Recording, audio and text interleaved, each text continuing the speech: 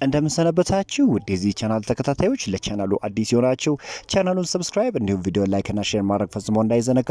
አርሰናል የተመለከቱ መረጃዎች ወደ እናንተ የማርስ ይሆናል። አብራችሁን ቆዩ። የቶማስ ፓርቲ ኮንትራት ሊጠናቀቅ 2 ወር ከ3 ሳምንት እና 3 ቀን ይቀረዋል። አርሰናል እስካሁን የኮንትራት ማደስ ስራዎችን እየሰራ ስለመሆኑ የሚታወቅ ነገር የለም። ይሄ በጣም የሚያሳዝን ነገር ነው። ምክንያቱም ተጫዋቹ በአርሰናል ቤት እየሰጠ ካለው ግልጋሎት አንጻር አርሰናሎች ኮንትራቱን ማደስ ይገባቸው ነበር። ነገር ግን እስካሁን ድረስ ምንም አይነት ስራ አለመስራታቸው በጣም የሚያሳዝን ነገር ነውና እስካሁን ድረስ ምንም አዲስ ነገር የለም። በተለይም ደግሞ የቶማስ ፓርቲን ኮንትራት በተመለከተ አዲስ ነገር የሚፈጠር ከሆነ እንግዲህ መረጃዎችን ወደ እናንተ የማደርሳችሁ ይሆናል። አርሰናል አርዳ ጉለርን ለማስፈረምና የቡድን የአጥቂ መስመር ለማጠናከር 40 ሚሊዮን ዩሮ ለማቅረብ ዝግጅት ላይ እንደሆነ ታውቋል። በተለይም ደግሞ ሪያል ማድሪዶች ተጫዋቹን ለመሸጥ ክፍት እንደሆኑ ይታወቃል እና የለንደኑ ክለብ አርሰናልም ተጫዋቹን ለማስፈረም ፍላጎት እንዳለው ተነግሯል። ኤዱ ጋስፐር አርሰናልን ከለቀቀ በኋላ በቅርቡ አስተያየት ሰጥቷልና ኤሜሬትስ ስታዲየም አሁን ላይ በጥራት የተሻሻለው ሃይብሪድ ሆኗል። ለአርሰናል ሁሌም ቢሆን ስኬት እመኛለሁ፣ እንዲሁም ለአዲሱ ስፖርቲንግ ዳይሬክተር አንድሬ ቤርታም መልካም ምኞት መመኘት እፈልጋለሁ ሲል እንግዲህ ኤዱ ጋስፐር እንግዲህ አስተያየቱን ሰጥቷል።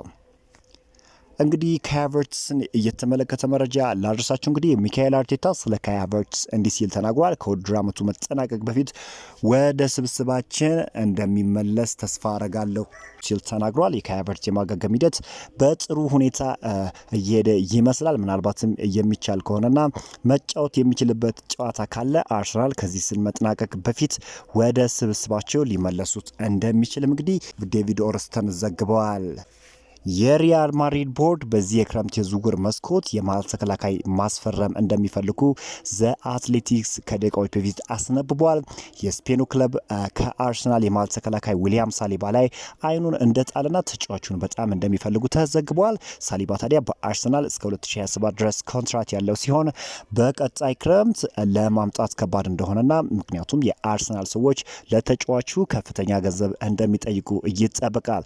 ሪያል ማድሪድ ከቅርብ ጊዜ ወዲህ የሚጠቀመውን የዝውውር ስትራቴጂውን ለመጠቀም እንዳሰበም በአትሌቲክስ ዘግቧል። ተጫዋቹ በአርሰናል 1 ዓመት ኮንትራት ሲቀረው በ2026 በቅናሽ የዝውውር ሂሳብ ለማስፈረም በ2026 የማይሳካላቸው ከሆነ ደግሞ በ2027 በነጻ ተጫዋቹን ወደ ሳንቲያጎ በርናቦ ለማምጣት እንዳሰቡም ተሰምቷል። ተጫዋቹ ማድሪድ የዝውውር ራዳር ውስጥ ከገባ እጅግ ሰነባብቷል። አርሰናሎችም እንዲህ በቀላሉ ይለቁታል ተብሎ አይገመትም።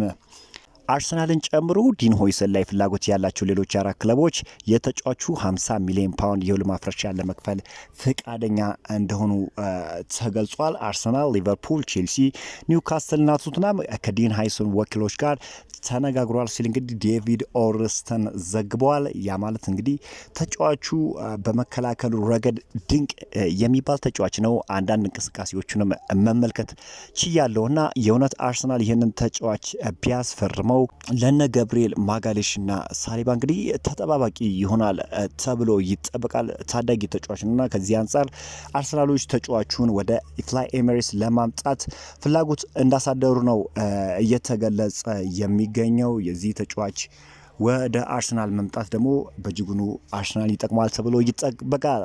ገብርኤል ጄሱስ ከጉዳት ለማገገም ጠንክሮ እየሰራ እንዳለ በገጹ አስታውቋል። እንግዲህ ይህ ተጫዋች ከፍተኛ የሆነ ጉዳት አስተናግዶ በተለይም በኤፍኤ ካፑ አርሰናል ማንቸስተር ዩናይትድን በገጠመበት ጨዋታ ላይ ነበር ከፍተኛ ጉዳት አስተናግዶ የወጣውና የተጫዋች ከጉዳት ለማገገም እንግዲህ ጠንክሮ እየሰራ የሚያሳይ የቪዲዮ ፉቴጅ መልቀቅ ችሏልና የተጫዋች እንግዲህ ከጉዳት የማገገም እድሉ ከፍ እንዳለ ነው እየተገለጸ የሚገኘው። ውድ የዚህ ቻናል ቤተሰቦች አጥር ያለ መረጃ ነበር በዛሬው ዕለት ይዤላችሁ የመጣሁት። አርሰናል የተመለከቱ መረጃዎች እነዚህን ይመስላሉ። በአዲስ ቪዲዮ እስክንገናኝ ድረስ መልካሙን ሁሉ ተመኘው።